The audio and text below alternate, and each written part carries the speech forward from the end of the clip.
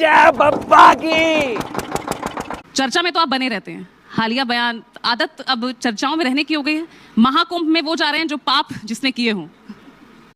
चलो भाई देखो अब मैं क्या करता हूँ। मैं मीडिया का चरित्र तो नहीं बदल सकता हूँ, मैं तो अपनी बात कहता हूँ। मेरे द्वारा कही गई कोई बात इलीगल हो तो मेरे खिलाफ कानूनी कार्रवाई कर दो। और मीडिया मेरी बात को क्या कह के दिखाती है, और मुझे तो हंसी आती है कि जब किससे पूछती है कि उन्होंने ये बयान दिया, तो सामने वाला बोलने वाला भी नहीं सोचता कि वो बयान ही सुन लूँ मैं। तो मीडिया की बातों में आके लोग गुमराह होकर पता नहीं क्या क्या कह देते हैं। मैं क्या कह सकता हूँ? तो बयान तो आपके ही है ना, आप ही तो कह रहे हैं भाई जो जिसने पाप किए हैं वो महाकुंभ में पाप धोने जाता है। बात तो सही है।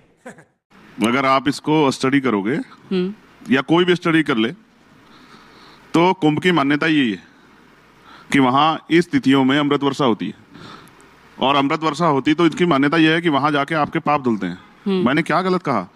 एक काम करते हैं, और मेरी बात को तो शंकराचार्य जी ने बिल्कुल कहा कि बिल्कुल सही बयान दिया चंद्रशेखर ने, और अगर मेरा बयान गलत है तो मुझे सही बयान बता दो किसका है। और मैं तो ये कह रहा हूं कि अगर वहां नहीं पाप धुल रहे हैं तो ये बात एक बार मैं चैलेंज के साथ कहता हूं कि शंकराचार्य इस बात की घोषणा कर दें कि वहां पाप नहीं धुल रहे हैं, तो फिर आपको पता लग जाएगी। आपकी संख्या देखना अगर लाख करोड़ों से लाखों में ना आ जाए। भाई लोगों के अंदर यही तो आपने बात डाली, यही तो जो है आस्था की बात जो उनके अंदर मजबूत की है कि वहां जाओगे तो आपके दुख तकलीफ पाप धुल जाएंगे, मोक्ष की प्राप्ति होगी। तो मैंने क्या गलत कहा? लेकिन लगता है ना कुछ नेताओं को ये बात पच नहीं रही, या तो ये असलियत उन्हें ये डाइजेस्ट नहीं हो रही है। वो कह रहे हैं कि भाई बाबा साहब तो सभी धर्मों को मानते थे, संविधान विरोधी आपको ठहराने लग गए इस बयान के बाद। अब उनके कहे से थोड़ा ही हो जाऊंगा, मैं भी तो सभी धर्मों का सम्मान करता हूँ, और ये सम्मान कर दिया तो मैंने कहा।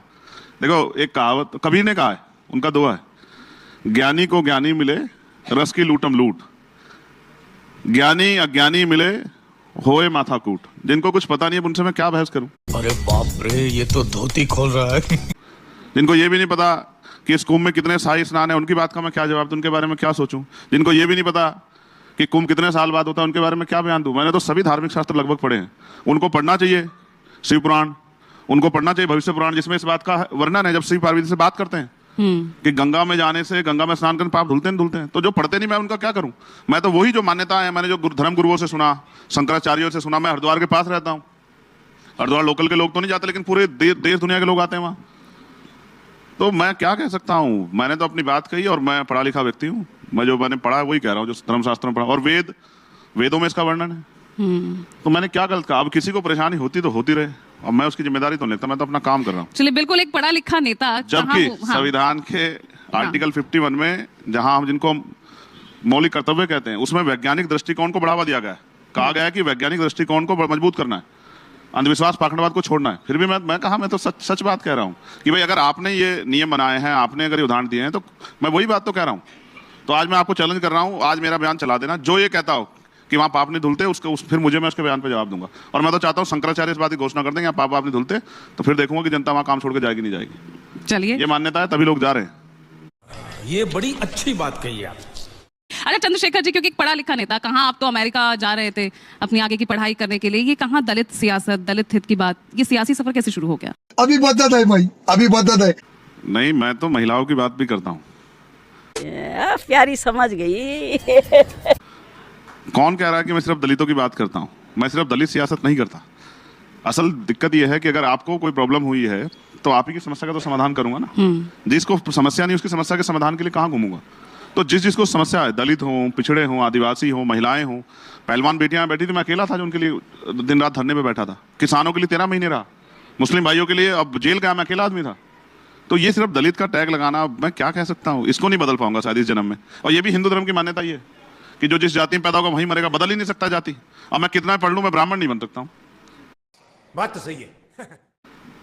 मैं कितना भी पढ़ लूं, पीएचडी कर लूं, एमफिल कर लूं, बीटेक कर लूं, एमटेक कुछ भी कर लूं, लेकिन मैं अपनी जाति नहीं बदल सकता हूं इस देश में। ये भी शंकराचार्य ने स्पष्ट किया, क्योंकि एक बाबा जी घूम रहे थे कि भाई सारे हिंदू एक हैं, पता नहीं कुछ ऐसा नारा लगा रहे थे बागेश्वर वाले।